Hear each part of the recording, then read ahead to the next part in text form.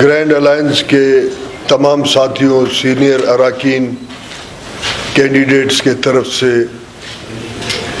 میر ناصر کمرانی صاحب کو grand alliance میں شمولیت پہ خوش آمدید کہتا ہوں۔ اپنے ساتھیوں اور ان کے حلقے میں، حلقہ PB44 میں جو ہمارے ساتھی ہیں، مجھے یقین ہے کہ وہ بھرپور ان کے کیمپین کا حصہ بنیں گے اور آنے والے دور میں گرینڈ الائنس کے کینڈیڈیٹس کو موقع دیں گے کہ وہ اپنے صوبے کا خدمت کر سکیں۔ ساتھ ساتھ میں ان کا شکریہ ادا کرتا ہوں کہ میر ناصر کمرانی صاحب نے ہمارے کینڈیڈیٹ، اب تو ان کے بھی کینڈیڈیٹ ہیں، میر ہمایون کرد صاحب جو کہ NA 264 کے قومی اسمبلی کینڈیڈیٹ، ان کے حق میں دستبردار ہوئے اور یقین ہے کہ وہ بھرپور ان کے کیمپین کا حصہ بھی بنیں گے تاکہ گرینڈ الائنس کے جو قومی اسمبلی کے کینڈیڈیٹ ہیں وہ جیت کے اپنے صوبے کے مسائل، ان کے معاملات پہ اپنا سیاسی کردار ادا کرتے ہوئے کوشش یہ کریں کہ صوبے کے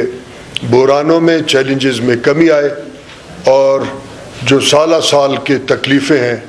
ان میں کمی لانے میں اپنا کردار ادا کریں۔ ایک دفعہ پھر تمام ساتھیوں کی طرف سے میر صاحب کو میں گرینڈ الائنس میں ویلکم کہتا ہوں اور آج سے وہ گرینڈ الائنس کا باقاعدہ حصہ ہیں اور ان کے جدوجہد میں اپنا حصہ ڈالیں۔ BD ممبرز ان کو ووٹ ڈالتے تھے، وہ خالصتاً ایک ڈکٹیٹر کے مفاد میں تھے۔ اس کے بعد سن 70 کے الیکشن کے اگر رزلٹ کو اس وقت تسلیم کیا جاتا تو آج پاکستان کے 5 صوبے ہوتے، 4 نہیں ہوتے۔ یہ پاکستانی سیاسی تاریخ کا حصہ رہا ہے کہ کبھی بھی ایک پولیٹیکل پارٹی نے یا ایک گروہ نے یہ الیکشن کو منوان تسلیم نہیں کیا ہے۔ تو ہم دعا تو نہیں کرتے، ہم یہ جدوجہد کرتے ہیں کہ پارلیمنٹ میں بیٹھے ہوئے لوگوں کو ایک دفعہ ہوش آئے کہ وہ ایسے قانون سازی کریں، ایسے روایت کا بنیاد رکھیں کہ جہاں شفاف الیکشن اور پارلیمنٹ صرف اور صرف عوام کی خدمت اور ملک کی خدمت کے لیے ہو۔ اچھا جی صاحب، یہاں پر ایک قومی الائنس کے طور پر 2018 کے اسمبلی کو جب مانیٹر کر رہے تھے، جس پہ اکثر پولیٹیکل پارٹیز کے الزامات بھی تھے کہ یہ سلیکٹڈ ہے، تو ہم سمجھ رہے تھے کہ ایک خاموش پارلیمنٹ عوام اور سیاست کی خدمت نہیں کر سکتا، تو ہم نے ری امیجننگ پاکستان کے نام پہ ایک سیریز آف سیمینارز کیے جس میں ہم نے کوشش کی کہ اپنے اپنے صوبوں اور وفاق کے اندر جو مسائل ہیں اس کو ہم ایک دفعہ پھر پارلیمنٹ سے باہر عوامی پارلیمنٹ میں اجاگر کریں، اور اس کا ایک سیریز تھا، آپ نے بھی سنا اور پورے پاکستان نے سنا۔ اس میں یہ طے نہیں ہوا تھا کہ ہم ایک پارٹی بنا رہے ہیں، ہم مل کے کام کر رہے ہیں۔ اب جن کو مایوسی ہے وہ مایوس ہوں، ہم سمجھتے ہیں کہ مایوسی سے ہی ان قوتوں کو تقویت ملے گا جو اس ملک پہ مسلط رہنے کی کوشش کرتے، اس میں مسلسل جدوجہد کرنا چاہیے۔ اب ہمارے اسی نظریے فکر کے کچھ ساتھی پاکستان کے باقی علاقوں میں بھی الیکشن لڑ رہے ہیں، اگر وہ جیت کے آئیں گے تو پھر ہم میں نے تھوڑی دیر پہلے یہ کہا کہ ہم نے شفاف نظام کے لیے جدوجہد کرنا ہے، اس سے کبھی بھی ہم دستبردار نہیں ہوں گے کہ ہم دستبردار ہوں کہ نظام کیونکہ شفاف نہیں ہے پھر ہم گھر بیٹھیں، تو اسی لیے تو ہم سیاسی جدوجہد کا حصہ بنے ہیں۔ آپ کو پتہ ہے کہ 2018 میں جو الیکشن ہوا NA 265 کہ میں کینڈیڈیٹ تھا اور ٹریبونل نے بھی یہ فیصلہ کیا کہ ری الیکشن ہونا چاہیے۔ اس ری الیکشن کو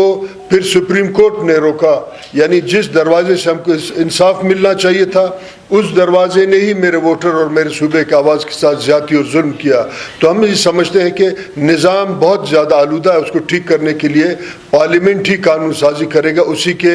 ایک طاقتور فعال پارلیمنٹ جو آئین کے بالادستی پہ یقین رکھے، اس کے لیے ہم جدوجہد کریں گے۔ اس طریقے سے لوگوں کے خدشات ہیں تو ہم یہ سمجھتے ہیں کہ مایوسی تو ہے مگر کوشش تو یہ کرنا چاہیے کہ بحران سے نکلے تاکہ ہم اپنے آئندہ نسلوں کو ایک پرامن سرزمین حوالے کر سکے اور وہ اپنے ترقی کے راستے کا خود تعین کریں. یہ تو ہمیشہ سے ہمارے اس ملک کے نظام میں اس قسم کے حالات رہے ہیں کہ ہمیشہ یا مایوسی رہی ہے یا مشکوک معاملات رہے ہیں. تو ہم اگر بار بار ان تمام چیزوں پہ غور کریں تو ہمارے تاریخ کا ایک بہت بڑا حصہ ہے. تو انتخابات کے تاریخ کا تو ابھی تعین ہو گیا کیونکہ سپریم کورٹ نے یہ طے کر لیا ہے کہ اس کو اب آگے پیچھے نہیں ہونا چاہیے. اب ادھر اگر بہت بڑے المیہ پورے دنیا میں ہو تو اس کو ہم نہیں روک سکتے، مگر سپریم کورٹ کا یہ طے شدہ فیصلہ ہے کہ الیکشن ہونے چاہیے. دیکھیں یہی تو افسوس کا بات ہے کہ اسی عدالت نے کچھ لوگوں کو تاحیات نااہل کرا دیا، وہی عدالت فیصلہ کر رہا ہے. کچھ لوگ ابھی تک عدالتوں کے دروازے پہ بھٹک رہے ہیں. تو اس نظام کو ٹھیک کرنے میں آپ سب کا کردار ہونا چاہیے. اپنے قلم سے بھی آپ بہتری کی طرف معاملہ کریں اور ان حقیقی ایشوز کو اجاگر کریں تاکہ آئندہ آنے والے الیکشن میں ووٹر اپنے کردار، اپنے کاغذ کے پرچی اور ووٹ کے تقدس سے، اس کے طاقت سے اس سماج کے اندر جو ایک مایوسی ہے اس کو بدل